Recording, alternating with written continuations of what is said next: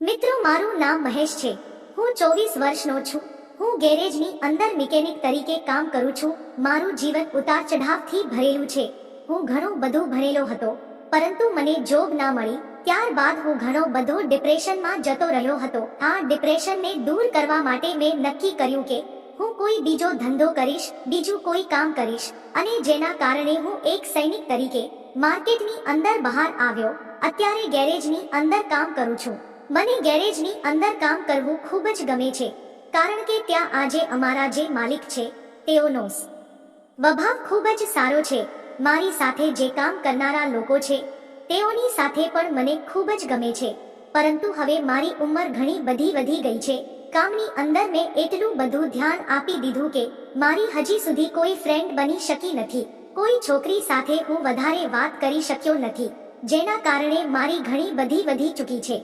અને હવે મેં નક્કી કરી લીધું હતું કે કોઈ પણ છોકરી સાથે મારે વાત તો ચાલુ કરવી પડશે. પરંતુ મને નહોતી ખબર કે મારી ઈચ્છા જલ્દી પૂર્ણ થઈ જશે. મિકેનિક તરીકે હું જ્યારે કાર્ય કરી રહ્યો હતો ત્યારે ઘણા બધા વ્યક્તિઓ અમારી પાસે બાઇક રિપેર કરાવવા માટે આવતા હતા. પરંતુ મને હજુ પણ યાદ છે કે જ્યારે વરસાદનો સમય હતો ત્યારે સાંજના સમયે એક દેશી ભાભી અમારી પાસે એક્ટિવા સરખી કરાવવા માટે આવી, અને મેં ભાભીને બેસવા માટે કહ્યું, કારણ કે તે ધ્રુજી રહી હતી, કારણ કે તેને ઠંડી લાગી રહી હતી. જેના કારણે મેં ચા મંગાવી દીધી. તેણે ચા પીધી અને ત્યારબાદ તે ત્યાં શાંતિથી બેઠી હતી. તે ભીની પણ ઘણી બધી થઈ ગઈ હતી, જેના કારણે તે ખૂબ જ સુંદર લાગી રહી હતી. પરંતુ મેં એક વ્યક્તિ તરીકે તેને ઓઠવા ચાદર આપી અને તેણે ઓઢી લીધી અને તેની ગાડી રિપેર કરીને હોપી દીધી. ત્યારબાદ તેણે મારો નંબર લીધો અને ત્યાંથી તે જતી રહી. મને તો તે ખૂબ જ ગમી ગઈ હતી, પરંતુ તેને હું ત્યારે કેવી રીતે કહી શકું. પરંતુ રાત્રિના સમયે મારી પાસે પણ તેનો નંબર હતો, એટલે મેં તેને મેસેજ કરી દીધો. અમે બંને એ મેસેજ પર વાત કરવાની ચાલુ કરી દીધી.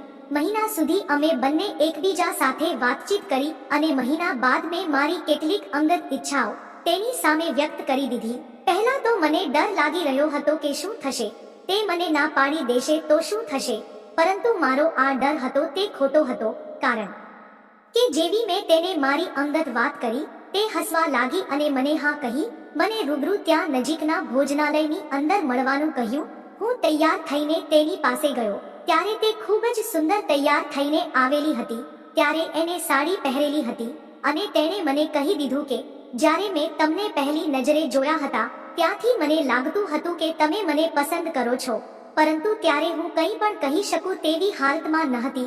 પરંતુ તમારી સાથે વાતચીત કરીને મને ઘણી બધી મજા આવે છે, જેના કારણે મારી પણ અંગત વેદના તમારે પૂર્ણ કરવી પડશે.